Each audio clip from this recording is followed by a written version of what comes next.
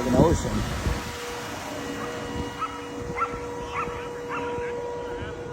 Why that woman would try to come, Southeastern Michigan is reeling today from sudden and exceptionally heavy rainfall that has caused widespread flash flooding and significant power outages across the region. The intense downpour has even set a new rainfall record at Detroit Metro Airport, hours before the precipitation was expected to fully subside.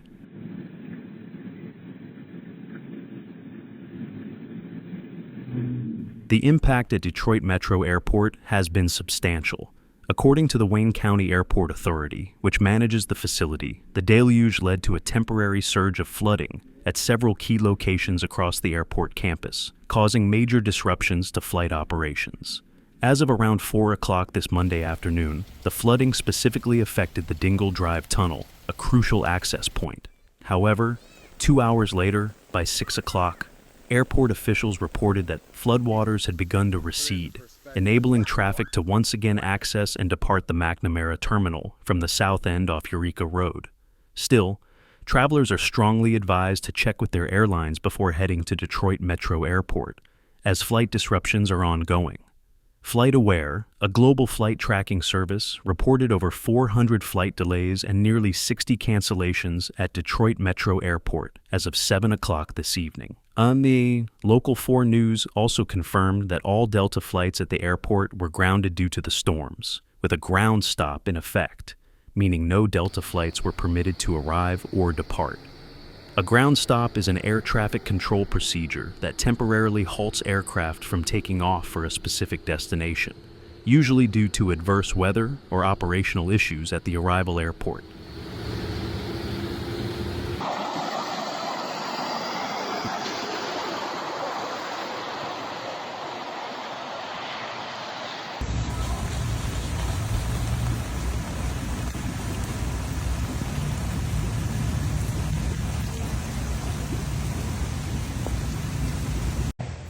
The sheer volume of rain was staggering.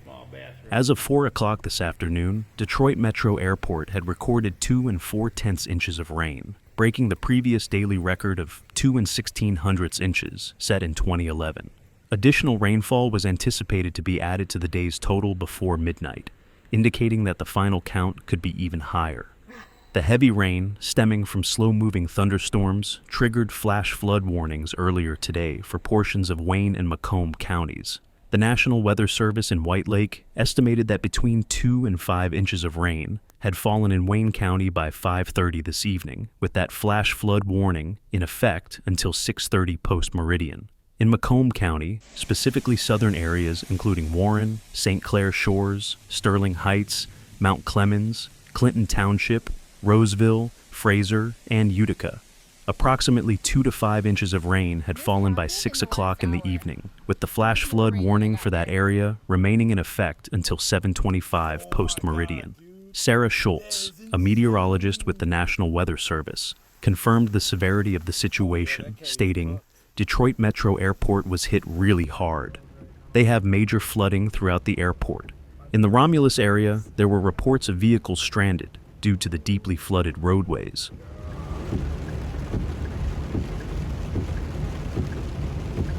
I can watch them.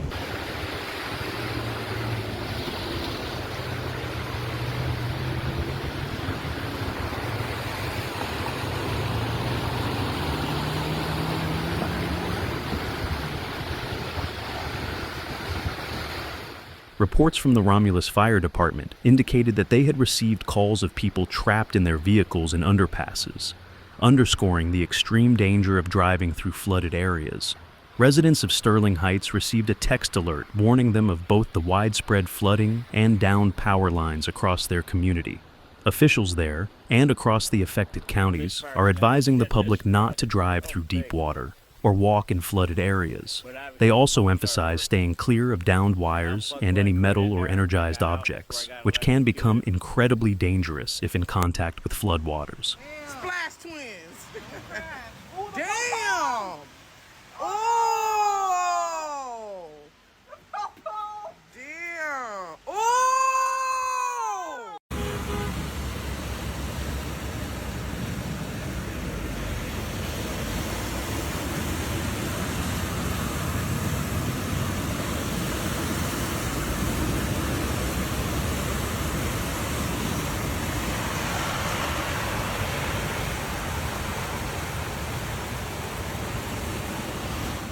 The National Weather Service consistently warns that flash flooding is possible in small creeks and streams, urban areas, streets, underpasses, and any low-lying or poorly drained areas. This was evident today, with numerous flooded roadways reported in both Macomb and Wayne counties. In Clinton Township specifically, major flooding was reported for miles along Gratiot Avenue, Garfield Road, and surrounding areas, effectively turning arterial roads into impassable waterways. In nearby Oakland County, an estimated 1 to 3 inches of rain fell, prompting a flood advisory until 7:15 post-meridian.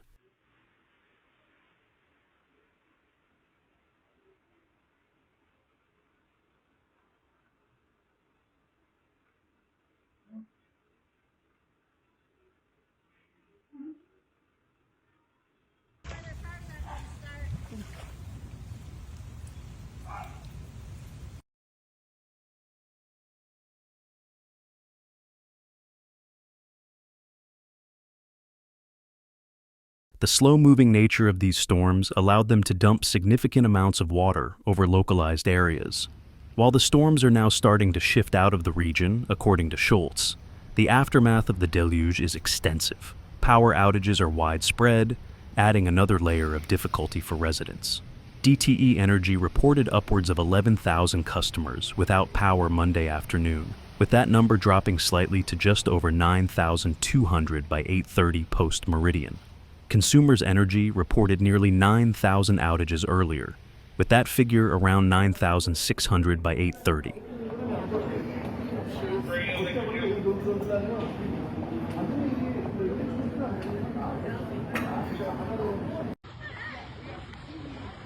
How's the water?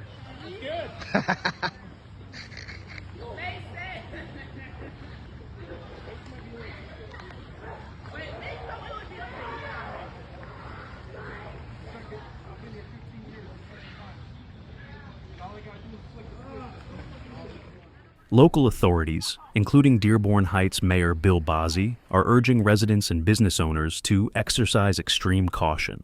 Mayor Bazzi advised moving vehicles from low-lying areas and relocating expensive or irreplaceable items to higher levels within their homes or businesses as a precaution.